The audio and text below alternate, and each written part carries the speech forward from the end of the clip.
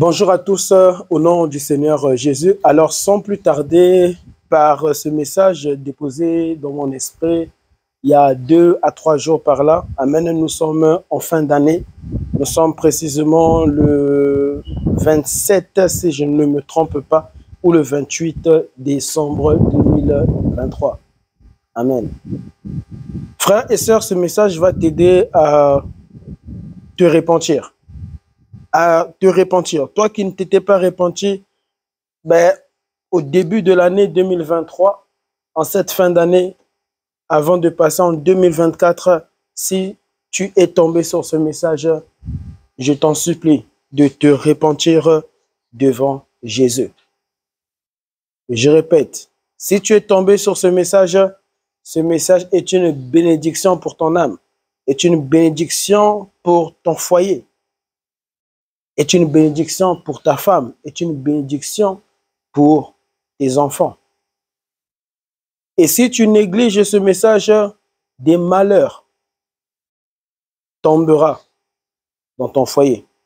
Des malheurs tomberont sur ta femme. Des malheurs tomberont même sur tes enfants. Même sur tes enfants. Alléluia. Bien-aimé, il m'était adressé des questions, plusieurs questions. Du sort aussi un chrétien, un adorateur qui marche avec Jésus, qui se prosterne devant Jésus, qui adore, amen, vivre dans la présence de Dieu. A-t-il, amen, lui est-il autorisé de maudire ses ennemis, c'est-à-dire lorsque tu entends quelqu'un te maudire, dans ta famille, as-tu le droit de le remaudire parce qu'un homme t'a maudit?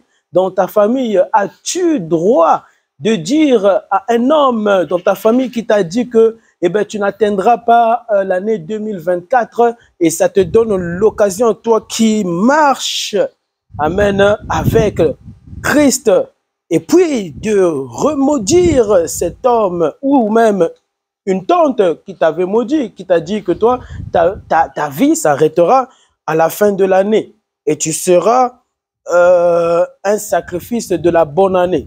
Tu seras, alléluia, ce sacrifice de ce coq qui t'ont même montré en photo et en te pointant du doigt, en te disant, tu vois ce coq-là, c'est toi. Une fois que je ferai des rituels, cela t'atteindra, tu n'atteindras pas 2024.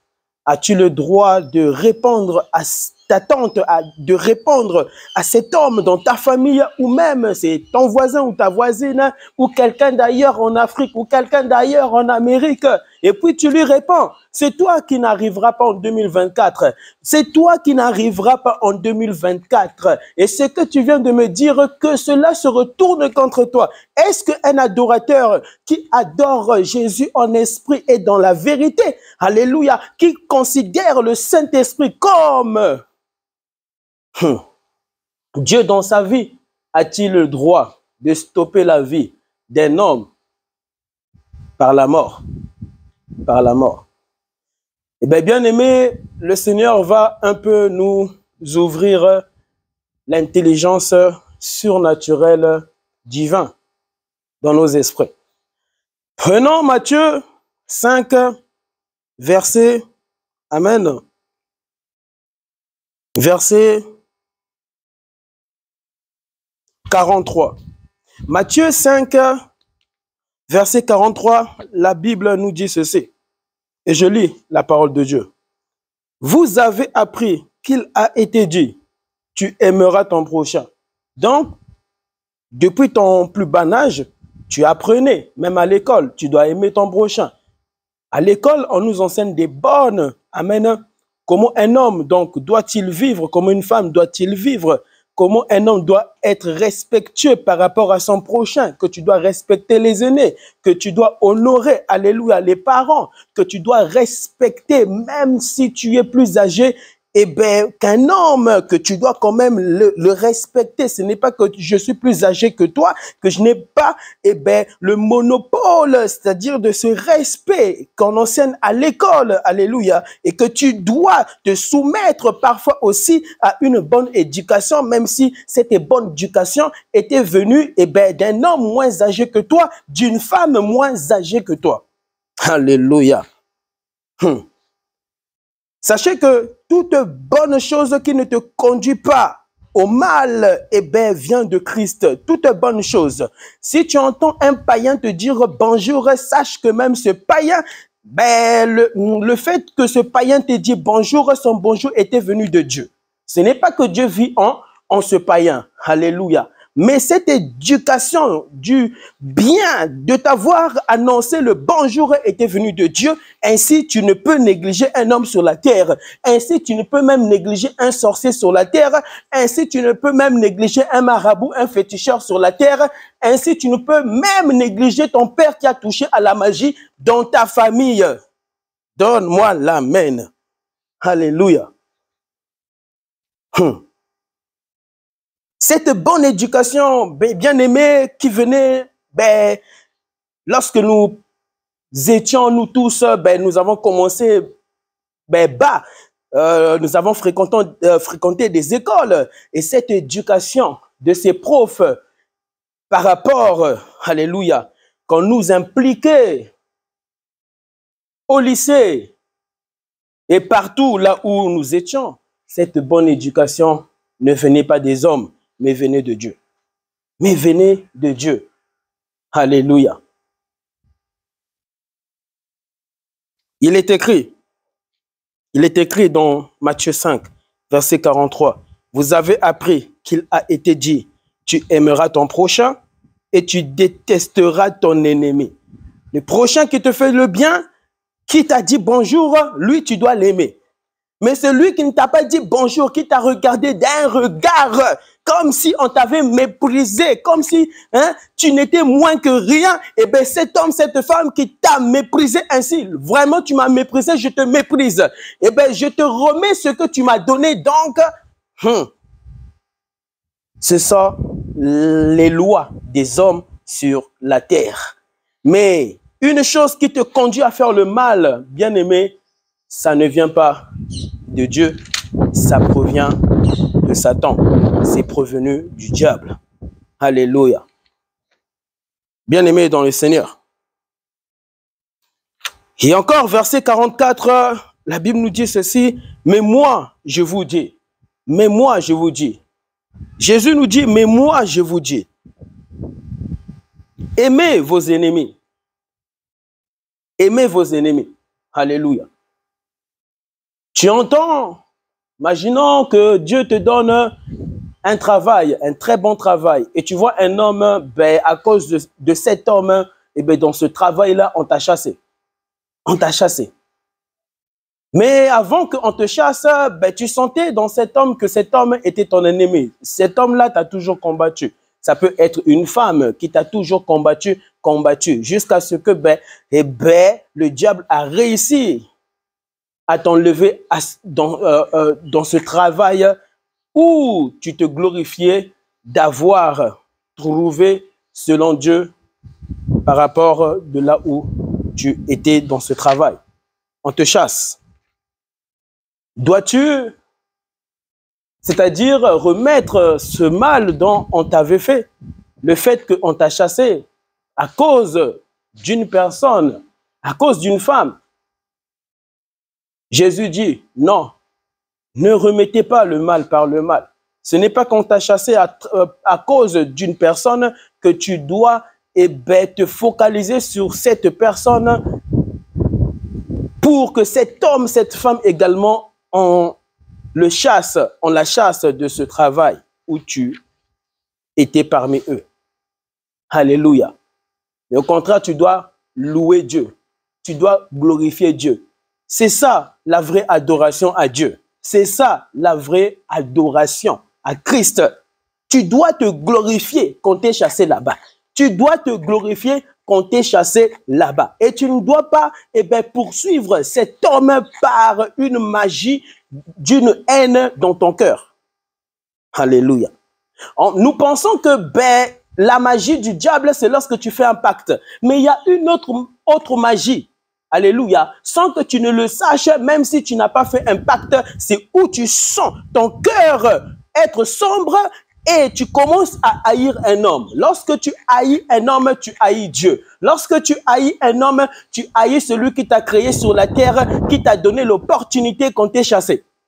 Alléluia. Ainsi, tu ne peux jamais combattre un homme. Ainsi, tu ne peux jamais combattre un homme.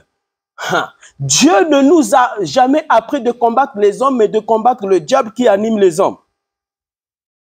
Et pour combattre le diable qui anime les hommes, tu dois être rempli de son esprit. Tu ne dois pas être rempli de ton esprit, mais tu dois être rempli de l'esprit de Dieu, mais dans ton esprit, afin que tu puisses discerner, alléluia, toutes choses où le diable est passé, afin que tu ne puisses jamais combattre un homme. Car lorsque tu combats les hommes, je t'assure que tu te fais comme ennemi Dieu lui-même. Alléluia. Tu te fais comme ennemi celui qui t'a donné la santé, le souffle de vie sur la terre. Alléluia. Il dit, moi, je vous dis, aimez vos ennemis. Tu dois aimer ton ennemi. Et comment aller en soi, tu peux aimer ton ennemi. Tu peux penser que c'est une faiblesse pour toi. C'est-à-dire que tu te dis, mais comment je peux aimer mon ennemi? Si je l'aime, il va profiter sur cet amour. Alléluia. Bien-aimé, la Bible nous dit ceci que c'est par cet amour que le diable ne peut donner aux hommes qui pousse les hommes à la véritable repentance sincère et à une véritable conversion. Si les hommes ne se convertissent pas, c'est parce que les hommes manquent de l'amour de Dieu en eux. Lorsque tu pratiqueras l'amour de Christ dans ta famille, c'est ainsi ton père, alléluia, se convertira. C'est alors que ta mère se convertira. C'est alors que tes frères et sœurs se donneront à Christ. Et vraiment, ça ne sera pas du tombeau blanchi. Ils se repentiront. Pourquoi? Parce que là, c'est un amour, alléluia, divin et non humain. C'est un amour au-dessus de tout amour, alléluia, que tu as déjà rencontré sur la terre, que tu as déjà, alléluia, ressenti dans ton esprit. Alléluia. Car l'amour des hommes bien-aimés touche le corps, mais ne touche pas l'âme et l'esprit. Mais l'amour de Dieu touche le corps physique, mais également touche l'âme spirituelle et l'esprit spirituel. Alléluia. Oh Jésus. C'est lorsque tu vas entrer en profondeur de cet amour que Dieu te demande d'aimer tes ennemis, que tes ennemis, alléluia, te demanderont pardon. Te demanderont pardon. Et des fois, tu peux te dire, c'est impossible. Cet homme-là, cet homme me demandait pardon. Alléluia. En soi, voici. Ce n'est pas que cet homme te demandera ou cette femme te demandera pardon. Alléluia. Mais arriver de cette manière où tu vois un homme et une femme se repentir et venant te demander pardon, c'est parce que cet homme s'était déjà repenti devant Dieu. S'était déjà repenti devant Dieu. C'est pour cela, lorsque vous refusez leur pardon, vous faites un ennemi au-dessus de cet ennemi, le diable, Dieu lui-même dans vos esprits. Alléluia. Je répète, lorsque vous refusez leur pardon devant Dieu, eux sont justifiés et sont pardonnés parce que Dieu est tellement bon et grand et puissant qu'il est capable de pardonner le plus grand meurtrier sur cette terre. C'est pour cela qu'il faut accorder le pardon, alléluia, divin de Dieu par rapport à ces hommes, par rapport à ces femmes. Alléluia. Et je te donne une stratégie, amen, qui va t'aider à accepter un pardon, alléluia, par rapport même à un violeur. ma sœur, tu t'es fait violer par rapport à cet homme, et cet homme, il vient au-devant de toi, ou même t'écrit un message pour te demander pardon, c'est vrai, il doit subir les conséquences, amen, c'est-à-dire, le traduire en justice, etc. Mais il ne faut pas te réjouir parce que les hommes, c'est-à-dire, l'ont accompagné dans une prison, parce que ce qu'il faut à l'homme pour son changement n'est pas une prison réelle, physique, mais parce que cet homme est, c'est-à-dire, enchaîné spirituellement et mystiquement, alléluia, est enchaîné par le diable. Et le diable, on ne peut le combattre avec les armes physiques. Le diable, on ne le combat pas avec les armes physiques, mais on le combat avec les armes spirituelles. D'où il te faut Jésus dans ton esprit.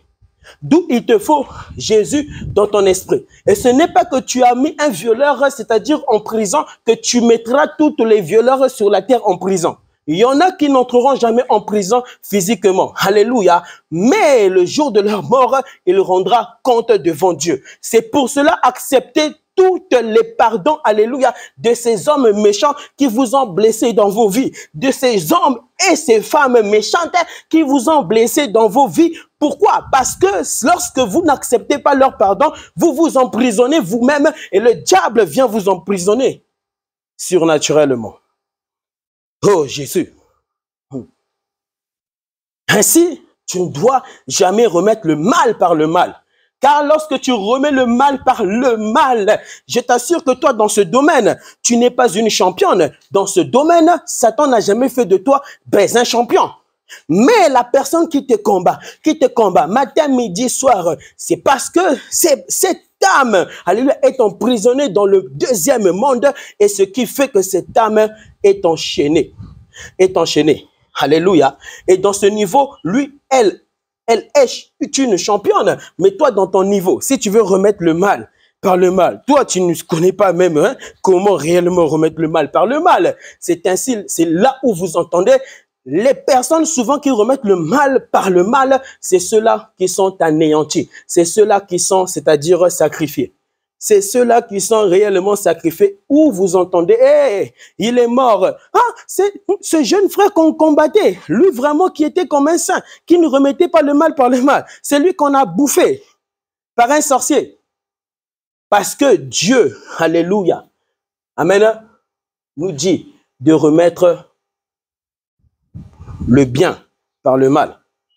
Et de ne pas remettre à ces personnes le mal par le mal. Parce que dans ce domaine, toi, alléluia, tu n'as pas cette capacité et puissance de cet esprit. Le diable leur donnant un pouvoir, alléluia, surnaturel, à bien gérer le mal. Mais aucun homme ne peut bien gérer le mal. Amen. Tu penses que tu es une championne dans le mal. Tu penses que tu es un champion dans le mal. Et je vois cela sur les réseaux sociaux, où je vois des sorciers, des féticheurs qui se glorifient d'avoir fait le mal. Comment tu peux te glorifier d'avoir pu tuer un homme? Comment tu peux te glorifier d'avoir pu assassiner une femme? Comment tu peux te glorifier d'avoir empoisonné un homme? Tu te glorifies de ça. Un homme qui se glorifie, le poison a bien réussi. Et lorsqu'on fait des analyses, on ne retrouve rien dans sa nourriture. Bizarrement, ça signale que cet homme était empoisonné. Des poisons mystiques, des poisons surnaturels des esprits. Comment peux-tu te glorifier? Te glorifier de faire le mal. Et vous dites quoi? Vous dites que oui, ce sont nos ancêtres, ce sont nos ancêtres, ce sont nos ancêtres. Et vous insultez ces hommes que Dieu avait donné le souffle autrefois sur la terre. Vous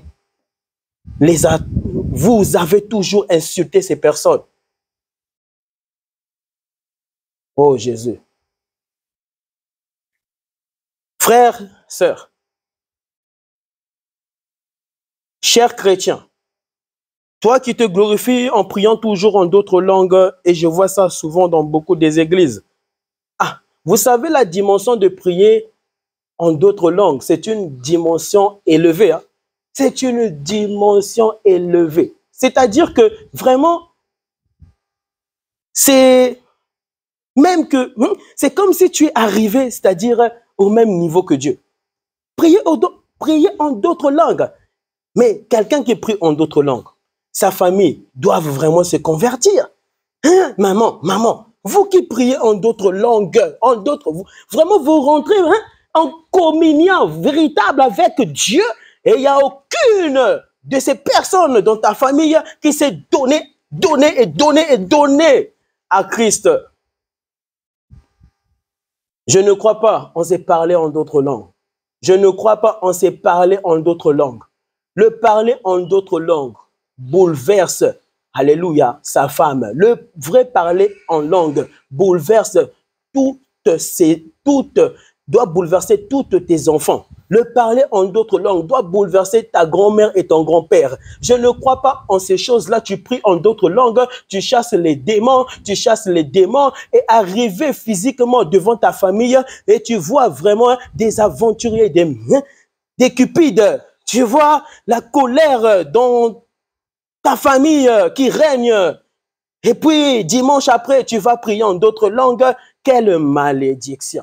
Vous jouez avec Dieu. Vous jouez avec Dieu. Vous vous amusez avec Dieu. Vous vous amusez. Vous vous amusez. Lorsque tu reçois ton père chez toi, chère maman, cher enfant, cher papa, vous recevez des personnes de vos familles. Qu'est-ce que vous disiez à ces personnes? Qu'est-ce que vous dites à ces personnes pour que ces personnes ne puissent jamais changer? Qu'est-ce que vous leur dites pour que ces personnes ne puissent jamais se repentir?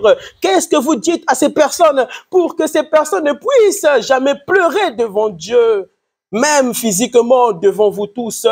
Où tu vois un homme, un oncle de ta famille se repentir de sa magie, se repentir du vaudou, se repentir de la sorcellerie, où tu vois un homme, une femme dans ta famille, ou même ta maman se répand devant vous tous. Mais vous n'avez jamais vécu cela. Pourquoi? Parce que vous faites du théâtre. Oui, parce que vous vous moquez de Dieu. Vous vous moquez de Dieu, de votre vivant. Comment un homme peut-il se moquer de Dieu, de son vivant, et son vivant, ne sachant pas ce qui se passe après la mort? Mais si Dieu devait te révéler dans sa parole ce qui se passe après la mort, frère, tu ne joueras plus, tu ne blagueras plus, tu ne seras plus dans des blagues. Tu ne passeras plus le temps à blaguer, même au travail, tu ne blagueras plus. Même lorsque tu prendras un avion, tu ne blagueras plus avec toutes ces personnes que Dieu nous montre, ces personnes qui s'assoient devant nous, derrière nous, à côté de nous. Mais tu ne passeras plus le temps de parler de toi. Tu ne passeras plus le temps de parler de ta maison. Tu ne passeras plus le temps de parler, de parler. Pour pécher. Sans cesse, tu parleras du royaume des cieux. Sans cesse, tu parleras de ton cercueil. Sans cesse, tu parleras. Alléluia. Savez-vous, monsieur, qu'il y a déjà votre cercueil à votre taille? Vous pesez combien? Vous pesez 86 kilos, vous pesez 100 kilos, vous pesez 50 kilos. Mais vous savez qu'il y a un cercueil bien fait déjà à votre taille. Et qui a créé cela? Ce sont les hommes qui ont créé cela pour vous. Et ce sont les recommandations divines de Dieu. Rappelez aux hommes qu'ils sont des pèlerins. Rappelez des hommes que nous sommes que des pèlerins. Il y a 100 ans, 200 ans, il y avait des personnes de la même nature que nous sur cette terre, de la même nature que nous, qui marchaient, qui ronflaient, qui se réveillaient, qui partaient travailler. Mais aujourd'hui, 200 ans plus tard, nous voici. Mais ces personnes n'étant plus vivantes et vivantes. Alléluia. Ne maudis pas ton prochain. Bénis ton prochain. Et comment tu peux bénir ton prochain? C'est en acceptant Jésus, premièrement. Il faut que ta mauvaise nature, alléluia, puisse être crucifiée par quelqu'un, alléluia, au-dessus de ton âme, au-dessus de ton esprit. Le véritable créateur qui descend dans un homme, dans son esprit et qui crucifie sa chair.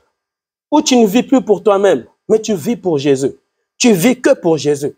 Où tu ne vis pas pour ta femme, où tu ne vis pas pour tes enfants. Moi, je ne vis pas pour mon foyer, je vis pour Jésus. Je vis pour Jésus. Je vis pour Jésus. Vivez pour Jésus. Vivez pour Jésus. Si je te pose la question, pour qui tu vis? Oh, moi, je vis pour ma famille. Tu sais, ma famille, vraiment, heureusement que Dieu m'a donné. Heureusement que Dieu m'a donné. Tu nourris ta famille, mais il y a un esprit satanique qui, chaque jour, tourmente ta famille. Mais tu nourris ta famille. Mais tu ne fais pas bien, mais tu fais très mal. Comment tu peux nourrir tes enfants? Et tes enfants à l'école, ils ont toujours 0 sur 10, 1 sur 10, 5 sur 10, la moitié. Mais du moment que mon enfant a eu la moitié, moi je me contente seulement de cela. Un papa qui se glorifie comme ça. Un papa qui se glorifie. Tu n'as pas honte, tu n'as pas honte. Avez-vous déjà vu le véritable Jésus avoir 5 sur 10? Dans tous les domaines, il a 10 sur 10.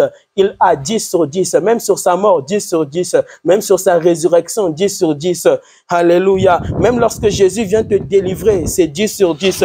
Alléluia. Même lorsqu'il vient prendre soin, alléluia, de ses brebis, c'est 10 sur 10. Même lorsque, alléluia, les ténèbres veulent tourmenter les hommes sur la terre, lorsque Christ bien-aimé descend, il n'y a plus aucune de ces esprits qui peut dominer les pensées et l'âme de ces personnes. 10 sur 10, en tout 10 sur 10.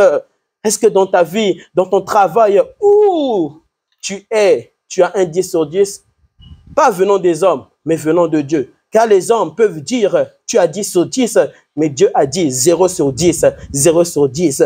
Ne vous contentez pas des acclamations des hommes, des acclamations des pasteurs. Et c'est ça souvent aussi qui tue les hommes sur la terre. Parce que ton pasteur t'a mis à ses côtés et tu penses être sauvé. Tu peux être à côté d'un homme, tu n'es pas sauvé, tu n'es pas délivré. Tu peux être à côté d'un homme de Dieu, à côté de lui. Tu portes son sac, tu fais tout, tu le respectes, mais 0 sur 10. Pourquoi 0 sur 10? Parce que tes propres parents, tu ne les respectes pas. 0 sur 10.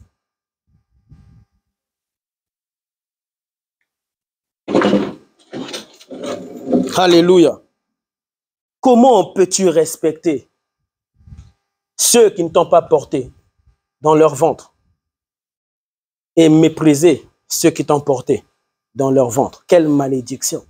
La Bible dit, honore ton père et ta mère afin de vivre longtemps. Honore ton père. L'une des choses que le diable fera, c'est que tu ne puisses jamais rencontrer le véritable Seigneur qui délivre et qui sauve, Jésus-Christ de Nazareth, afin que tu ne puisses jamais honorer sa parole. Ou tu ne respectes pas tes parents. Tu sais pourquoi tu ne respectes pas tes parents? C'est parce que tu n'as pas Jésus en toi. Tu sais pourquoi tu fumes la drogue? C'est parce que tu n'as pas Jésus en toi. Tu sais pourquoi tu prends, rien que tu dois discuter sur l'alcool? Mais l'alcool c'est bien, mais tu sais, à l'hôpital, les médecins disent qu'il faut quand même de l'alcool en nous, mais c'est pas un péché. Ah, vous vraiment, vous pensez que vous êtes tous saints et tu discutes sur des choses comme ça. L'alcool, mais l'alcool est bon, non? Mais c'est bon, il faut un peu prendre, non? Il faut un peu. Mais tu sais, dans le vin, il y a aussi l'alcool, hein? Sans révélation en toi, sans révélation. Tu es comme un coq, tu es comme un coq, tu es comme un mouton, un mouton, un mouton qu'on peut sacrifier pendant le laïd, qu'on peut sacrifier à la bonne année, où tu entends, tu meurs sur ton lit. Pourquoi? Ce mouton était toi. Ce mouton et ce coq étaient toi. Ne soyez pas des chiens. Vous n'êtes pas des chiens. Nous ne sommes pas des chiens. Ou tu respectes plus ton chien qu'un homme. Hein? Tu donnes à manger à ton chien. Milou, Milou, tu le donnes à manger. Tu le sers bien. Tu prends un gobelet. Tu donnes à ton chien de l'eau et à manger que tu as acheté au magasin. Mais lorsqu'il s'agit des hommes, jamais tu ne l'as fait. Jamais tu ne l'as fait. C'est un jugement. Hein? C'est une condamnation. C'est une condamnation. Jésus n'a pas dit ici de bénir les chiens. Oh, bénissez les chiens, bénissez les coqs. D'ailleurs, nous mangeons les coqs, non? Nous mangeons les moutons, non? Nous ne les mangeons pas. Jésus n'a jamais dit de bénir, hein, être avoir l'hospitalité là par rapport aux animaux, plus qu'un homme que lui a créé.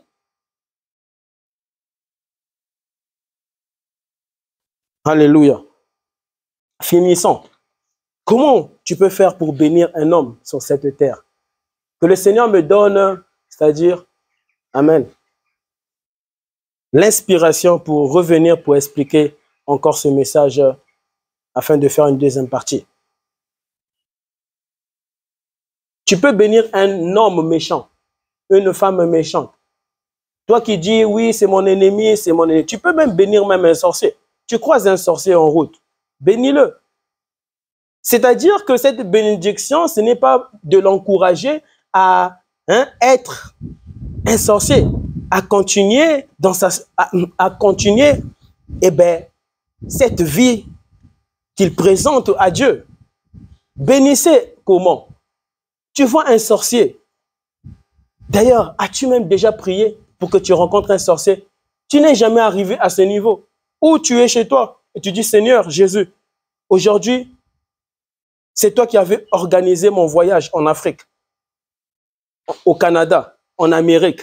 Laisse que je puisse croiser des sorciers. Laisse que je puisse croiser des marabouts. Laisse que je puisse croiser des satanistes. Père, afin que tu puisses les bénir. Les bénir comment? Les changer. C'est ça la bénédiction qui ne se fait suivre d'aucun chagrin. Mais quand tu dis, Faya, le feu sur les sorciers, le feu sur mes ennemis, le feu. Pour Dieu, Dieu n'est plus là. Alléluia, sa présence n'est plus là. Ce sont les ténèbres qui ont envahi ton cœur et qui a rendu ton cœur égal aux sorciers, qui a rendu ton cœur égal aux magiciens, qui a rendu ton cœur égal, alléluia, aux ténèbres. Quelle joie tu peux avoir quand tu viens d'entendre ton ennemi est mort. Tu n'as rien fait pour cet ennemi qui te combattait. Rien. Et tu parles de Jésus. De quel Jésus tu me parles? Si tu ne peux gagner ton ennemi, si tu ne peux gagner ta voisine, si tu ne peux gagner ton prochain à Christ, de quel Jésus tu me parles? De quel Jésus tu me parles? As-tu déjà vu le diable gagner les hommes pour Jésus? C'était du diable que tu me parlais, car si tu n'arrives pas à gagner ton prochain pour Jésus, donc tu me parlais du diable qui ne peut gagner les hommes pour le vrai Dieu, Christ sur la croix ressuscité. Tu me parlais des démons, tu ne me parlais pas de Jésus. La personne là meurt. Comment tu peux bien dormir? Comment tu peux bien te réveiller? Ainsi, tu dois comprendre que tu as toujours eu la même vie où tu étais autrefois dans les ténèbres. Car tu peux penser avoir la lumière de Dieu dans ton esprit qui éclaire ton esprit, alors que cette lumière n'a jamais éclairé ton esprit. Cette lumière n'a jamais resplendu dans ton âme. Cette lumière de Dieu n'a jamais été en toi. Christ n'est pas dans ta vie. Tu dois demander pardon. Parce que la plupart, c'est ce que l'homme pratique. La plupart, c'est ce que vous pratiquez. C'est remettre le mal par le mal. On m'a promis la mort et tu vas dire que c'est la retourne sur cette personne et tu entends que la personne la meurt. C'est toi le vrai sorcier. C'est toi le vrai sorcier. C'est toi le véritable démon. C'est toi le véritable démon. En toi, il y a des démons. En toi, il y a des démons. Que ce message te libère au nom de Jésus. Que ce message te libère au nom de Jésus. Pourquoi aujourd'hui, il y a tant de morts? La plupart, ce sont que des jeunes qui meurent. La plupart, tu vois un papa là, il meurt jeune. 50 ans, c'est jeune. 55 ans, c'est jeune. Moi, je ne peux pas mourir à 55 ans, à 60 ans. Mon père a plus que 60 ans. Et moi, je suis plus jeune que mon père. Et moi, je meurs avant mon père. Mais c'est une malédiction. Ou c'est le monde à l'envers. où tu sens la malédiction, où tu sens la mort descendre jusqu'au dernier de tes fils, jusqu'au dernier de ta fille. Quelle est cette malédiction qui ne peuvent être arrêtées par les hommes quand Christ descend en eux? Ce n'est pas la vraie parole. La vraie malédiction, elle s'arrête. Alléluia. Quand Christ prend la première place dans un homme, ce n'est pas normal. Si vous entendez ici, pour ceux qui connaissent que Dieu vient de me bénir, c'est-à-dire avec Elohim, mon enfant que Dieu m'a donné et m'avait promis autrefois, et vous entendez que mon enfant est mort. Mais c'est une malédiction. J'ai échoué parce que dans le programme de Dieu, dans le plan de Dieu, Dieu doit me récupérer avant mon enfant. Dieu doit me récupérer avant mon enfant. Mais c'est quoi ça? Des familles maudites. Et vous parlons d'autres langues. Quelles sont ces familles maudites-là? Vous parlons d'autres langues, en d'autres langues. Et tu entends la maman, elle est vivante. Et tu vois la maman perd son fils. Et tu vois les mondes. Hein? Tu sens vraiment le diable vous contrôler dans vos foyers. Où tu te maries, vous ne vieillissez même pas ensemble, toi et ta femme. Et tu entends, papa vient de nous quitter. Et jeune comme il était, 35 ans, 38 ans, et tu meurs en voiture, accident de voiture. Accident de voiture. Papa est mort dans un accident de voiture. Mais ce n'est pas normal. Ça, ce sont, alléluia, des rituels, des rites et des rites que vous avez faits dans vos vies. Répentez-vous, dit le Seigneur. Répentons-nous pendant que nous avons encore le souffle. Alléluia, qui peut nous permettre de nous repentir devant Dieu. Parce que si tu meurs, tu ne pourras plus te repentir. Car pour te repentir, il te faut ce corps, alléluia, physique, qui doit te permettre de parler devant Dieu afin que Dieu te délivre. Mais tu ne peux jamais être délivré si tu meurs. Tu meurs, possédé, comment pourras-tu être délivré? Mort. Nos arrière-grands-pères qui prenaient 2 femmes, comment, sans avoir pu se repentir, comment eux peuvent-ils revenir pour demander pardon à Dieu, pour être des hommes fidèles à leurs femmes? Mais toi, cela t'est possible et tu joues avec ta vie. Tu blagues ainsi, tu blagues et tu blagues. C'est comme si nous avons un Dieu blagueur. Oui, quand tu blagues dans ta vie, c'est comme si tu dis, mon Dieu est un Dieu blagueur. Et qui vient blaguer dans ta vie? Te faire blaguer. Mais ce sont des démons.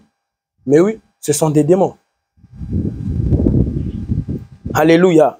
Et je termine en disant, lorsque tu fais du bien à tes ennemis, ce n'est pas que tu leur pousses pour que tes ennemis puissent rester, alléluia, dans cette vie.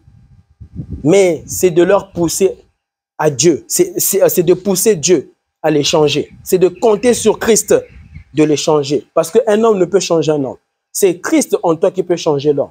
Et comment? Il faudrait que tu puisses te soumettre à la parole de Dieu. Il faudrait que tu puisses réellement demander pardon à Dieu. Il faudrait que tu puisses, alléluia, être orienté par le Saint-Esprit. Alléluia. Et tu ne peux que être orienté par le Saint-Esprit en étant intime au Saint-Esprit. Vous savez, il y a peut-être 2 ans, 3 ans, 4 ans de cela, ou 3 ans maximum, que j'ai failli me faire empoisonner. J'ai failli me faire empoisonner par ma propre famille. Cet homme qui te parle a failli se faire empoisonner. Et qui m'avait sauvé? C'était Jésus qui m'avait sauvé. Oui. Ceux qui se font empoisonner, c'est parce que ces personnes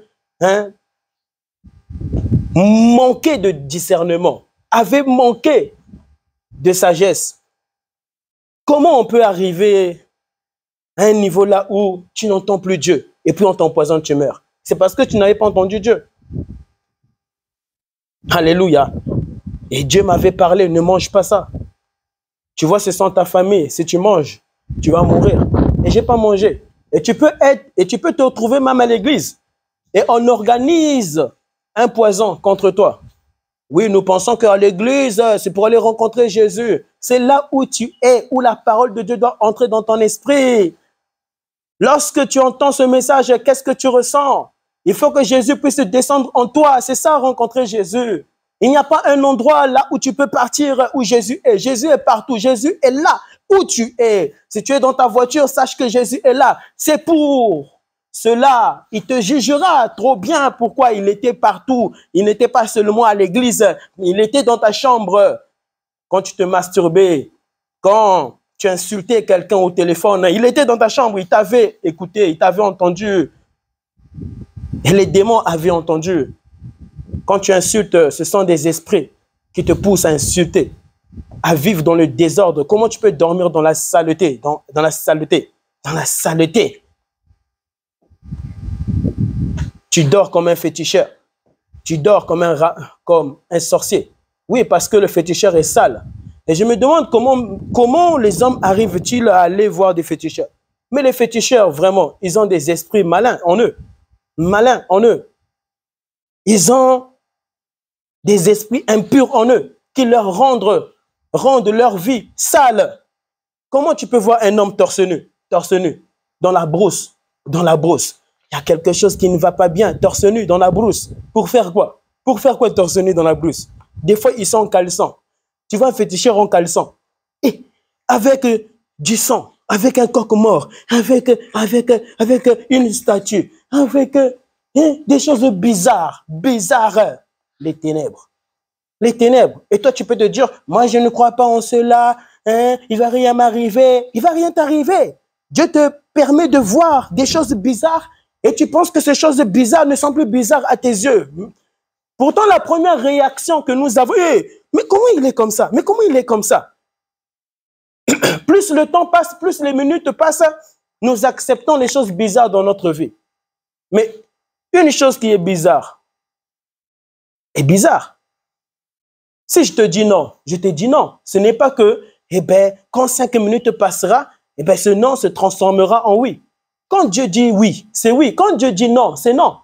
Mais souvent, lorsque nous les voyons torse nu avec des choses bizarres, avec le temps, tu acceptes ces choses bizarres en toi.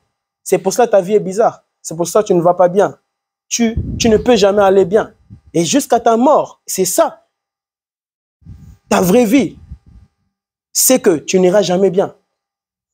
Parce que ce sont des esprits qui poussent aux hommes à vivre comme ces esprits, mais physiquement. Et si tu meurs physiquement, tu meurs, mais spirituellement, ton âme n'ira plus jamais bien. Alléluia. Amen. Et tu peux pousser un sorcier à se repentir. Il y a des sorciers, des féticheurs dans ta famille qui ne pourront que se repentir par une démonstration de la parole de Dieu. Alléluia. Toi qui entends souvent Dieu, c'est toi que Dieu t'appelle. C'est toi que Dieu appelle. Alléluia. C'est toi que Jésus appelle. Et tu dois impacter ta famille afin que ta famille puisse impacter, influencer leurs camarades. Parce que aussi c'est un jugement. Oui. Moi j'ai peur. J'ai rencontré Jésus à l'âge de 9 ans. À l'âge de 9 ans, je me suis fait renverser par une voiture à 65 km/h. Mais ce témoignage-là est un jugement pour moi. Oui, est un jugement. Si je ne vis pas selon Dieu, alors que là, c'était Dieu qui s'était montré à moi, je ne vis pas selon lui, mais c'est une condamnation. Et le diable se réjouira et m'utilisera. Toi qui es distrait, ce sont les distraits que le diable arrive à étouffer progressivement. Où tu penses que fumer, ce n'est pas grave, c'est bien. Où tu penses que tromper ta femme, ce n'est pas grave, c'est bien. Tu es distrait. Tu es trop distrait. Alléluia. Et j'ai prié pour que cette distraction disparaisse dans ta vie. Au nom de Jésus. Parce que Dieu ne nous a pas appelés sur la terre pour être des distraits. Même le diable lui-même n'est pas distrait. Le diable lui-même n'est pas distrait. Mais il t'a donné une sorcellerie. Cette sorcellerie-là, fais de toi un homme distrait. Fais de toi une femme distraite. Ça, c'est quelle sorcellerie? De Satan. où Satan est venu faire de toi un distrait. Distrait, donne ta vie à Jésus. Distrait, réponds-toi, réponds-toi. Et que cet esprit de distraction te lâche maintenant. Te lâche maintenant. Te lâche maintenant au nom de Jésus-Christ. Alléluia. Et je termine. Alléluia. Jésus dit, tu aimeras ton prochain. Amen. Hein? Aimez vos ennemis et bénissez ceux qui vous maudissent. Tu bénis ceux qui te maudissent comment? Quelqu'un peut-être au travail te combat. Te combat, te combat, te combat, te combat. Tu sais que cette personne, tu es devenu son ennemi. Ce n'est pas que tu fais de lui ton ennemi parce que lui a fait de toi ton ennemi. Alléluia. Quand Christ vient vivre dans ton esprit, tu n'as pas d'ennemi. Même pour ceux qui peuvent te combattre, te maudire, tu dois les bénir. Tu dois dire, Jésus, délivre cet homme, délivre ma mère, délivre mon oncle qui me combat. Tu sais pourquoi? La haine de tes ennemis envers toi domine ton âme et te rend paranoïaque et fait de toi un homme stressé. C'est parce que Christ n'est pas pris en considération dans ton âme. Tu dois faire soumettre à